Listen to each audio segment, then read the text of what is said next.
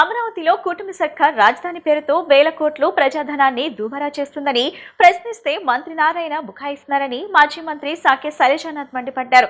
అమరావతిలో పేర్లు మార్చి నిర్మాణాల ఖర్చు పెంచేస్తున్నారని, కాంట్రాక్టర్లకు అడ్డంగా దోచిపెట్టేందుకే నిర్ణయాలు తీసుకుంటున్నారని ఆయన ఆక్షేపించారు.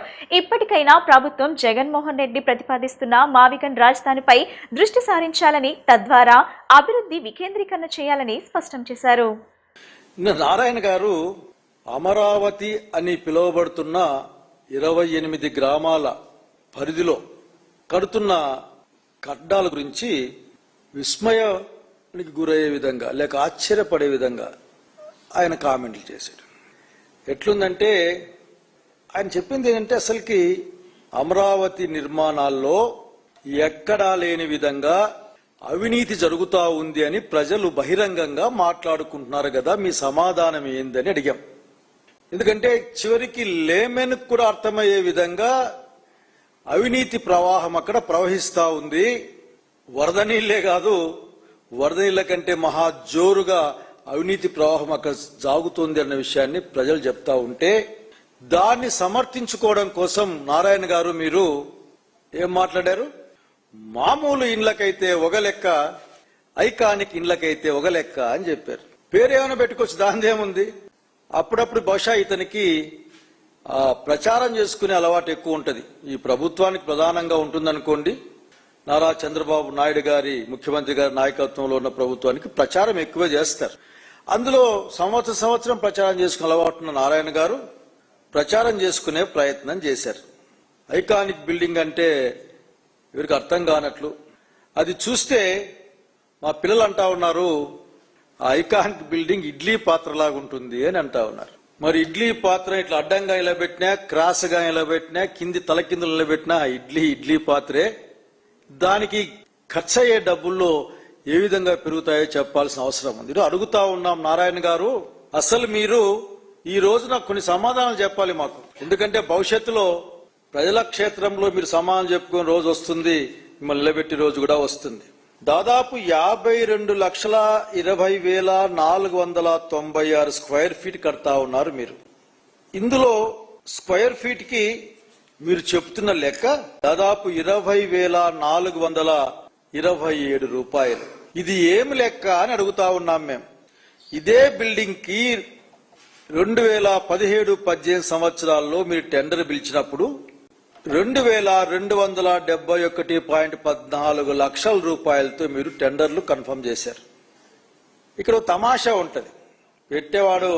పెట్టేవానికి ఆ బుద్ధి ఉంటే ఎక్కడ కూర్చున్నా పెడతాడని వచ్చిన కంపెనీలు ఎన్సీసీ, షాపూర్జీ, పల్లోంజీ, ఎల్ఎన్టీ. మీరు అప్పుడేం కట్టలే, 5 ఏళ్ల కాలంలో మీరేం కట్టలే. ప్రతి సంవత్సరం మాదిరిగానే ఈ ఏడాది కూడా ఏలూరు జిల్లా నూజివీడులో జగన్నాథ రథయాత్రను ఘనంగా నిర్వహించాలని పట్టణ పెద్దలు నిర్ణయించారు. శ్రీ దుర్గా మల్లేశ్వర దేవస్థానం ఉత్సవ అన్నదాన ట్రస్ట్ ఆధ్వర్యంలో నెక్కలం అడ్రోడ్లోని శ్రీదేవి భూదేవి సమేత వెంకటేశ్వర స్వామి ఆలయ కమిటీ సహకారంతో ఈ మహోత్సవాన్ని నిర్వహిస్తున్నట్లు నిర్వాహకులు తెలిపారు. ఈ నెల జూలై 24 ఏకాదశి పర్వదినాన్ని పురస్కరించుకుని రథయాత్ర నిర్వహించనున్నారు. ప్రతి ఏడాది మాదిరిగానే రాజీవ్ సర్కిల్ వద్ద ప్రారంభమయ్యే రథయాత్ర చిన్న గాంధీ బొమ్మ, పొట్టి శ్రీరాములు విగ్రహం, పెద్ద గాంధీ బొమ్మ మీదుగా సాగి డిఏఆర్ కళాశాల ప్రాంగణంలోని శ్రీ రాజగోపాల స్వామి ఆలయం వద్ద ముగియనుంది. శ్రీ రాజగోపాల స్వామి వారికి 108 నైవేద్యాలతో ప్రత్యేక సమర్పణ నిర్వహించి మంగళహారతి అనంతరం రథయాత్రలో పాల్గొనే భక్తులందరికీ భారీ స్థాయిలో అన్నదానం ఏర్పాటు చేస్తున్నట్లు నిర్వాహకులు వెల్లడించారు. ఎంతమంది భక్తులు వచ్చినా అందరికీ అన్న సంతర్పణ అందేలా విస్తృత ఏర్పాట్లు చేస్తున్నామని తెలిపారు. నూజివీడు నియోజకవర్గ ప్రజలు, పట్టణ ప్రజలు, పరిసర ప్రాంతాల భక్తులు పెద్ద సంఖ్యలో పాల్గొనేలా చర్యలు చేపట్టామని స్థానిక విద్యా సంస్థలు యాజమాన్యాలతో ఇప్పటికే చర్చించి విద్యార్థులను కూడా రథయాత్రలో భాగస్వామ్యం చేసే ప్రయత్నం చేస్తున్నామని పేర్కొన్నారు. జూలై 24న ఏకాదశి ఘడియల్లో ప్రారంభమయ్యే ఈ జగన్నాథ రథయాత్రలో ప్రతి ఒక్కరూ పాల్గొని విజయవంతం చేయాలని శ్రీ దుర్గా మల్లేశ్వర స్వామివారి దేవస్థానం ఉత్సవ అన్నదాన ట్రస్ట్ శ్రీదేవి భూదేవి సమేత వెంకటేశ్వర స్వామి ఆలయ కమిటీ సభ్యులు పిలుపునిచ్చారు. ఈ సందర్భంగా జగన్నాథ రథయాత్రకు సంబంధించిన కరపత్రాలను నిర్వాహకులు ఆవిష్కరించారు. నూజివీడు జగన్నాథ రథయాత్ర ప్రతి సంవత్సరం లాగానే ఈ సంవత్సరం కూడా నూజివీడులో జగన్నాథ రథయాత్ర చేయడానికి పెద్దలందరూ నిర్ణయించడం జరిగింది. ఈ కార్యక్రమాన్ని శ్రీ దుర్గా మల్లేశ్వర స్వామి దేవస్థాన ఉత్సవ మరియు అన్నదాన ట్రస్టు మరియు శ్రీ శ్రీ శ్రీ శ్రీదేవి భూదేవి సమేత వెంకటేశ్వర స్వామి నెక్కలం అడ్డ రోడ్డు దగ్గర ఉన్నటువంటి వారి అందరి సంయుక్త ఆధ్వర్యంలో ఈ రథయాత్ర జరగబోతూ ఉంది. ఈ రథయాత్ర 24/7/2026 శుక్రవారం నాడు మరి రాజీవ్ సర్కిల్ దగ్గర స్టార్ట్ అయ్యి ఎప్పటిలానే చిన్న గాంధీ బొమ్మ, పొట్టి శ్రీరాముల బొమ్మ, అలానే పెద్ద గాంధీ బొమ్మ దగ్గర నుండి ఇలా మరి డిఆర్ కాలేజ్ నందు రాజగోపాల స్వామి గుడిలో ఈ రథయాత్ర ముగింపు ఉంటుంది. ఎప్పటిలానే అక్కడ స్వామివారికి 108 నైవేద్యాలతో ఆయనకు నివేదన సమర్పించి అనంతరం హారతి ఇచ్చిన తర్వాత మరి ఈ రథయాత్రలో పాల్గొన్నటువంటి భక్తులందరికీ కూడా మరి ఎన్ని వేల మందికైనా సరే అన్నదాన సంతర్పణ ఏర్పాటు చేయడం జరిగింది. ఈ కార్యక్రమంలో నూజివీడు నియోజకవర్గ ప్రజలు, పరిసర ప్రాంత ప్రజలు, పట్టణ ప్రజలు, అలానే విద్యార్థులు, స్టూడెంట్స్ అందరూ కూడా ఇప్పటికే కాలేజీ యాజమాన్యాలతో మాట్లాడుతూ ఉన్నాం. అందరు స్టూడెంట్స్ని కూడా ఈ రథయాత్రలో ఇన్వాల్వ్ చేయాలని చెప్పి ప్రయత్నిస్తూ ఉన్నాం. ఎన్ని వేల మందికైనా అన్నసంతర్పణ చేయడానికి ఏర్పాట్లు పూర్తి చేస్తూ ఉన్నాం. మరి శుక్రవారం నాడు ఏకాదశి గడియల్లో ఈ రథయాత్ర ప్రారంభోత్సవం జరగబోతుంది కాబట్టి ప్రజలందరూ కూడా పాల్గొని స్వామివారి కృపకు పాత్ర కావాలని చెప్పేసి ఆశిస్తూ ఉన్నాం. జయ జగన్నాథ్, జయ జయ జగన్నాథ్. అందరికీ హరే కృష్ణ. రథేచ వామనం దృష్ట్యా పునర్జన్మ నవిద్యతే అంటే మనకి రథం మీద ఎవరైతే జగన్నాథుడిని దర్శనం చేసుకుంటారో వాళ్ళకి మళ్ళీ జన్మ ఉండదు అని చెప్పేసి శాస్త్రవచనం చెప్తోంది. ఇదే విధంగా మనకి ఎక్కడా కూడా మూలమూర్తి బయటకు వచ్చి రథయాత్ర అనేది ఎక్కడ జరగదు. అది జగన్నాథుని యొక్క విషయంలో మాత్రమే. అక్కడ సాక్షాత్తు పూరిలో కూడా అందరినీ కూడా అన్ని వర్ణాల వారిని, అన్ని రకాల వారిని కూడా మొత్తం ఉద్ధరించడానికి జగన్నాథుడు ఎంతో దయతో కరుణతో మనకి ఆయన సాక్షాత్తుగా మూలమూర్తే బయటికి తరలి వచ్చి రథయాత్ర జరుగుతుంది అక్కడ. సేమ్ అట్లాంటి రథయాత్రలో కొన్ని లక్షల మంది పాల్గొంటారు.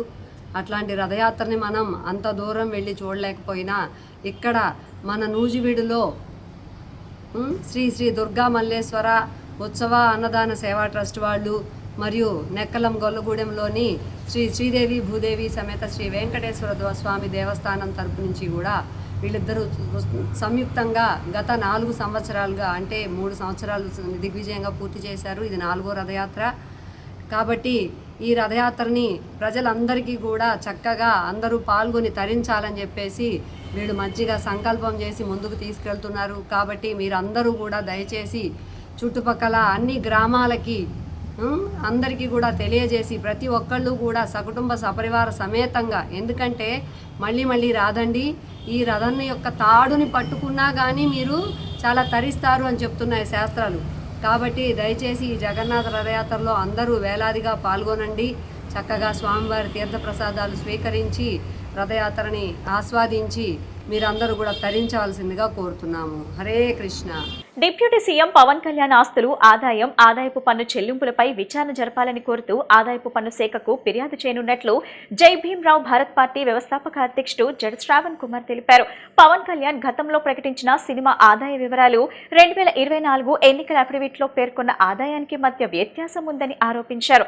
దీంతో ఆదాయపు పన్ను శాఖ ఈ వ్యవహారంపై సమగ్ర విచారణ చేపట్టి వాస్తవాలను వెలుగులోకి తీసుకురావాలని కోరారు. ఈ అంశంపై శాఖ స్పందించకపోతే హైకోర్టు, అవసరమైతే సుప్రీంకోర్టును కూడా ఆశ్రయిస్తానని జడ శ్రావణ్ కుమార్ వెల్లడించారు. 151 సీట్లు ఇచ్చినటువంటి గత ప్రభుత్వం పరిపాలన బాగలేదు కాబట్టి 3 పార్టీల కలయికతోటి మంచేదన్నా జరుగుతుందేమోననేటువంటి అంశాల మీద 164 సీట్లు ఇచ్చారు. ఇందులో 100కు 100 స్ట్రైక్ రేట్ వచ్చినటువంటి పార్టీ జనసేన పార్టీ. ఉప ముఖ్యమంత్రి పవన్ కళ్యాణ్ నేతృత్వంలో 100% స్ట్రైక్ రేటు 21కి 21 సీట్లు వచ్చినటువంటి పార్టీ. సరే, కూటమి ప్రభుత్వం చాలా సక్సెస్ఫుల్గా 3 సంవత్సరాలలోకి అడుగుపెట్టింది. అంటే 2 సంవత్సరాల పరిపాలన కంప్లీట్ చేసుకొని 3వ సంవత్సరంలోకి అడుగుపెట్టింది. 3వ సంవత్సరంలోకి అడుగుపెట్టిన సందర్భంలో ఇప్పటి వరకు 100% స్ట్రైక్ రేట్ ఇచ్చినటువంటి జనసేన పార్టీ, కూటమిలో భాగస్వామ్యంగా ఉన్నటువంటి జనసేన పార్టీ ఈ 2 సంవత్సరాల్లో 3వ సంవత్సరంలోకి సక్సెస్ఫుల్గా అడుగుపెట్టిన దానికి ఒక్కసారి ఆత్మావలోకం చేసుకుందాం. నేను మరలా చెప్తున్న మీడియా సోదరులకి, మీకేదో ఈరోజు ప్రభుత్వం నుంచి ఒక ఇంటెంట్ వచ్చింది, ప్రయత్నం చేయండి, మాట్లాడండి, ప్రొజెక్ట్ చేయండి. జడా శ్రావణ్ కుమార్ ఇన్కమ్ ట్యాక్స్ శాఖవేత్త రమ్మనండి, ఇన్కమ్ ట్యాక్స్ వాళ్ళని రమ్మనండి, అద్భుతంగా రమ్మనండి, వెల్కమ్ చేస్తాను, కాఫీ టీ ఇస్తాను. వాళ్ళకి కూడా ఇచ్చిన అప్పుల చిట్ట, నా బంగారం తాకట్టు చిట్ట, నా ఇంటి రెంటు అద్దెకుంటున్న రెంట్ చిట్టా మొత్తం ఇస్తా, ఏం ఇబ్బంది ఏం లేదు.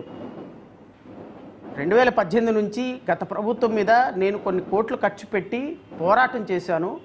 నాకు వచ్చే డబ్బులన్నీ కూడా ప్రజల కోసం ఖర్చు పెట్టాను, మా ఇంటి కోసం ఖర్చు పెట్టలేదు. ఇప్పటికీ నేను అద్దెంట్లో ఉంటున్నాను. ఏ నెలకు ఆ నెల జీతాలు ఇచ్చుకోవడానికి కూడా ఇబ్బంది పడుతున్నాను. అయినప్పటికీ కూడా ప్రజల కోసం పోరాటం చేశాను అన్నటువంటి ఆ పదాన్ని దీనికి తీసుకొచ్చి అటాచ్ చేసి ఎన్నికలలో 25 కోట్ల రూపాయలు అక్రమాలంట. ఏమంటే ఎన్నికల్లో 25 కోట్ల రూపాయలు జడా శ్రవణ్ కుమార్ ఖర్చు పెడితే 460 ఓట్లు ఎట్లా వస్తాయండి? మీరే కదా అంటారు ప్రతిసారి 460 ఓట్లు వచ్చినాయి, 460 ఓట్లు వచ్చినాయి. మరి 460 ఓట్లు ఎట్లా వస్తాయండి 25 కోట్లు ఖర్చు పెడితే జడా శ్రవణ్ కుమార్? కాదండి, ఎలక్షన్స్కి ముందు ఇచ్చినటువంటి సంవత్సరం ముందు ఇచ్చినటువంటి ఇంటర్వ్యూని తీసుకొచ్చి ఎలక్షన్స్లో కనెక్ట్ చేసి ఏబిఎన్ TV5 మాట్లాడతా, ఏబిఎన్కి కోట్ల రూపాయల ల్యాండ్ ఫ్రీగా ఇస్తుంటే ఏబిఎన్ ఛానల్కి హైకోర్టులో ప్రజా ప్రయోజనం వేసి ఆపేశాను. ఏబిఎన్ బ్రాడ్కాస్టింగ్కి కోపం ఉంటుంది వాళ్ళకి. ప్రజాధనం ఉచితంగా ప్రజల కోసం ఉన్నటువంటి భూమి నేను మీడియా ఛానల్స్కి దారం దత్తం చేస్తాను అంటే ఖచ్చితంగా నేను ప్రశ్నిస్తాను. ప్రజల కోసం ఖచ్చితంగా ప్రశ్నిస్తాను. హైకోర్టులో ప్రజా ప్రయోజన వ్యాజ్యం వేశాను. నేను మొదలే చెప్పా మీరు అనవసరంగా ఈ ఇష్యూస్లో ఇన్వాల్వ్ అయ్యి మీ గౌరవాన్ని తగ్గించుకుంటున్నారు.